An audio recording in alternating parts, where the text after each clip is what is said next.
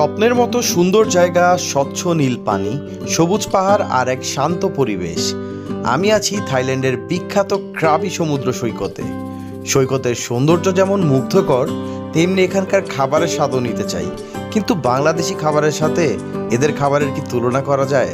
সেটা জানার জন্য যাওয়া যাক এক স্ট্রিট ফুড শপে, যেখানে হালাল ফুড ছিল আর পুরোটাই ছিল বাঙালি ফুডের মতো দেখতে।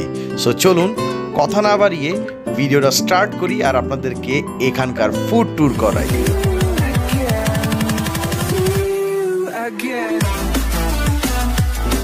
আর খুঁজতে খুঁজতে একটা ছোট একটা স্ট্রিট ফুড শপ পাইছি। উপরে দেখেন হালালের সাইন দেয়া, এটা হালাল খাবার এখানে। সো ছোট একটা স্ট্রিট ফুড শপ, এখানে খাওয়ার দেখি কি খাবার আছে। ডিম ভাজি আছে, মাছ আছে এখানে,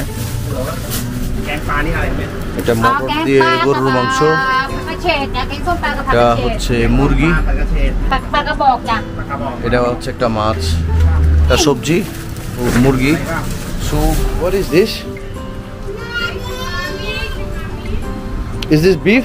Yeah. Okay. And this one? Chicken. This one fish. The catfish. Okay. And how much the price? It's one portion with food with rice. It's 50. After the second, 428 francs. একটা খাবার এটা নিচ্ছে, এটা হচ্ছে গরুর মাংস। Is this halal? Yeah. Beef, এটা হচ্ছে বিফ আর সাথে নিচ্ছি chicken. Where you come from? From Bangladesh. Bangladesh. Yes.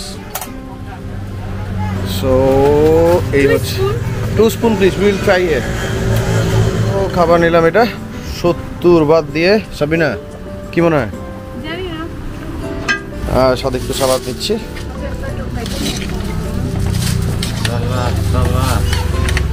Yes, thank you, thank you. Don't need much. No, it's okay. And what is this? Sauce. Sauce? Yes. Tomato? No, not tomato sauce. Chili sauce. Chili sauce. Okay. Thank you. Assalamu alaikum. আসলে ক্ষুধা লাগছে অনেক, but অল্প করে নিলাম just because of এই খাবার try করি না এখানে। সো একটা নিয়ে দেখি আসলে কীরকম, যদি ভালো না লাগে তখন কি হবে। সো সেই কারণে অল্প করে নিলাম, একটা প্লেটার নিলাম, একটু ট্রাই করি। এখানে বসার জায়গা নেই, সো একটু আমার হোটেল কাছেই, হোটেলের দিকে যাই, ওইখানে বসে বাইরের জায়গাটায় বসে খাই। ভিজুয়ালি খাবারগুলো দেখতে আমাদের দেশের খাবারগুলোর মতনই লাগছে, কিন্তু এগুলোর গন্ধটা আলাদা।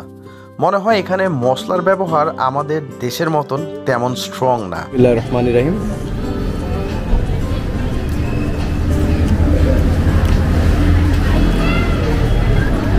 গরুর মাংস খাচ্ছি, বাট আমরা ইউজুয়ালি যেরকম গরুর মাংস খাই সেরকম স্বাদ একদমই না।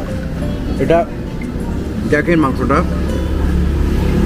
মাংসটা নরম, একটু চর্বি ভাব আছে, পাশাপাশি যথেষ্ট সফট মাংস। দেখেন সফট, বাট খাবারটার মধ্যে সবচেয়ে বেশি এই জিনিসটা আমার কাছে আসতেছে, একটা শুটকির ফ্লেভার আছে।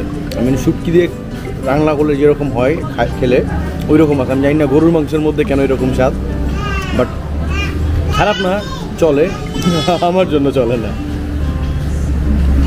খুব বেশি যে মশলাদার ওইরকম কোনো কিছু না, নর্মাল, pretty নর্মাল বলা যায়। গরুর মাংস রান্না করলে যেরকম হয় ওইরকমই স্বাদ, বাট আমাদের দেশের গরুর মাংসের মতন না অ্যাটলিস্ট।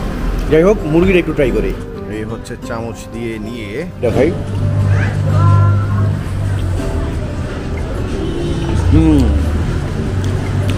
এইটার টেস্ট অনেক ভালো বলতে প্রায় অলমোস্ট বাসার মাংসের মতনই। বাসায় যেরকম মুরগির মাংস রান্না করা হয় ওইরকমই, একটু তেল আছে এটার মধ্যে। আর সবচেয়ে মজার হচ্ছে এটার মধ্যে একটু মশলা আছে, সিমিলার মশলা আমাদের ওখানকার মতন। গরুর মাংসটা দেখতে বেশি ভালো লাগতেছিল, বাট খেতে মুরগিটা বেশি ভালো লাগছে। আর এখানে মনে হয় গরুর মাংসের প্রাইস কম মুরগির তুলনায়, কারণ দেখেন মুরগি দিছে অল্প, গরু দিছে বেশি। দ্যাট মিনস হতে পারে গরুর মাংসের প্রাইস কম এখানে। আর অরেঞ্জ সোডা খেতে খেতে আজকের মতন বিদায় নিচ্ছি। এটার রিভিউ অন্য কোনো দিন একটা ভিডিওতে দিব। এমন খাবার খেতে কি আপনাদের ভাল লাগবে, নাকি এখানে আসলে বাংলাদেশি খাবারের জন্য মন কাঁদবে? আমাকে কমেন্টস করে জানাবেন। তাহলে ভিডিওটা এখানেই শেষ করতেছি। সাথে থাকবেন, দেখতে থাকবেন লাইফ উইথ অর্ণব। আল্লাহ হাফেজ।